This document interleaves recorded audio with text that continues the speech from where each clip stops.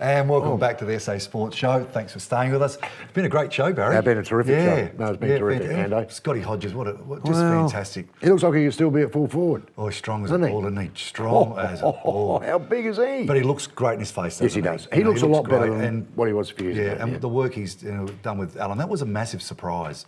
Yes. In both counts, really. Alan was a tough player. And as I did mention, Alan, what a great family the Stringer family were. We're talking nearly 700 games, record. State games, premierships. Incredible record, mate. They were wonderful in the SANFL, what they've done for SANFL. If you Google up the Stringers, country football and obviously local footy, the league, you will be staggered by the amount of games, the amount of premierships, the amount of medals. It's massive. You look at it and you go, whoa, hang on a minute. They can't all be related, but they are. Yeah. They are related. No, that was a great story. That's a great story. We've had a lot of great stories this year. I mean, it's our last show, but I have been told we're going to keep the slot and they're going to rerun some of the highlights. Oh yeah. And my highlight was you chaired beautifully Russell Ebert. Oh, great! He was great. I've never seen him open up to press like that ever. Yeah, he was great. Hopefully, they may replay that. I think they're going to. Yeah, because he was. I actually begged him. Please play that one because that was fantastic. Well, he was so good because he was. He was comfortable. Russ doesn't do a lot of those things. Yeah. But if you can make Russ comfortable, and we sat in the fishbowl at the Port Adelaide Footy Club and just sat there and chatted like you and I are chatting now. But in the old days though, when he was saying he used to come from the country with Brucey Light, having a little long neck on the way home and stuff like that. Yeah. Someone else that really impressed me was that Daniel Kirk. Daniel Kirk, another one. Great at a league club, playing fantastic footy, then unfortunately loses part of his leg, and now in the world stage. He's a world-class athlete now. He's a world-class athlete, which is is fantastic. Given the injury, and happy and just over the moon, just taking it by the scruff of the neck and just going for it at world level. When these guys do start chopping them up, our illustrious crew start chopping them up, they will find more because we're probably forgetting a lot of the interviews that we did that were really, really good, if you know what I mean. Killer himself, Darren Cale, was a good interview. Yeah. Rick Darling we did earlier on. That was very good. We did. Ashley Mallett we did. They're all there. There were some fantastic some great interviews. And we've had some good people on board. We've had some good people at the desk here.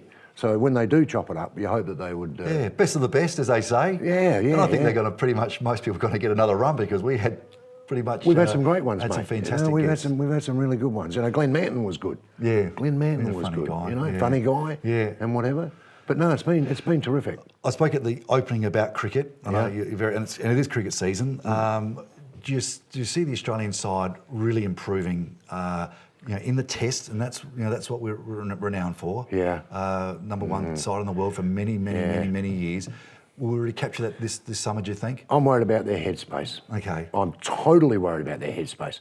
There was an article in the press in the last few days saying, with the Australian cricket schedule, which is horrific over the next 4 years. I said that the other week, didn't I? I said I used to come home from school, your school holidays, chuck the bag, you're out the back with your brother playing some cricket, you come in and you watch cricket, and then and then it's May school holidays, you're watching the footy and all that sort of stuff, and it was just, but now it's 12 months of the year. Yeah, that's right, and I worry about their headspace. Well, I worry about their headspace because I think you can tell, a cricketer can tell anyway, if you're watching the game, like I watched the South African game the other day, and I just don't like their body language. I just look at it and think, the celebrations sometimes, you go back 3 or 4 years with the celebrations when Australia get a wicket, and it's massive.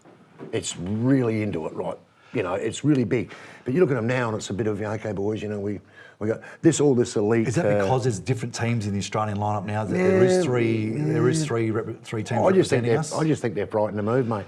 But I know you're saying it's in between the head, but they got specialists. They had the very best. You know that sport across the world, across all sports, apparently it's all between your ears. And they've used to mention that in your era, in my era, and to the stage now where it's probably, sports psychology is such a huge part of the coaching makeup. Yeah, but it shouldn't be the be all and end all. And it's like...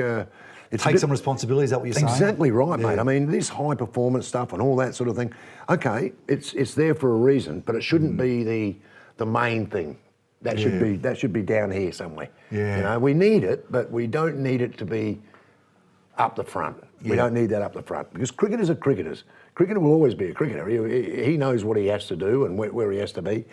I just don't agree with all this stuff because I think it's now put the players in a position where they're too frightened to move. So sports science has just gone in that area a little bit. There is a spot for it, definitely. But do not make it the be all and end all because once you do that, I've never been a fan of Pat Howard. I've never been a fan of high performance coaches who's come from a baseball background to coach our cricketers. No. See, that's wrong. And it's like putting a guy in charge of Australian cricket who's never played the game. Now, it's you've got to be careful what you do, especially with our cricketers. But David Warner said a really interesting thing the other day, how much he enjoyed going back to his club cricket and listening to the guys talk about their week, their working week. Train Tuesday, train Thursday, play Saturday. So they're talking about their working week. It's a real club environment. Well, that's it, and that's what they're missing at the minute. I think when I played, and back in the 1920s, you would play for your club. We had a good mullet too in those days. Big mullet, mate. You would play for your club all the time. As soon as you finish a Shield game, bang. They're the greatest stories. When you think about your career, your greatest stories is club stories. On a Monday afternoon, getting there and having talking about the weekend, catching up with the boys on Saturday, and it's all eye to eye. You can't turn a blind eye, and they know that you didn't perform as well as you should have. Well, that's right. But I mean, well, at the end of the day, Ando, we field all day. We come off, we have a beer. That's the first thing you do in the rooms. You have a beer, you have a chat about the game, you have a bit of a. I think they still do that, but I don't think they're having a chat about the game now. I think they're breaking up in their groups and they go now. They've got their talk car about waiting high for performance, them, and this is a question, and also, and it's about you. 31 years on contract at the Port Adelaide Footy Club. Yes, that is unbelievable. 31 years. Thanks, man. I just stood up and clapped.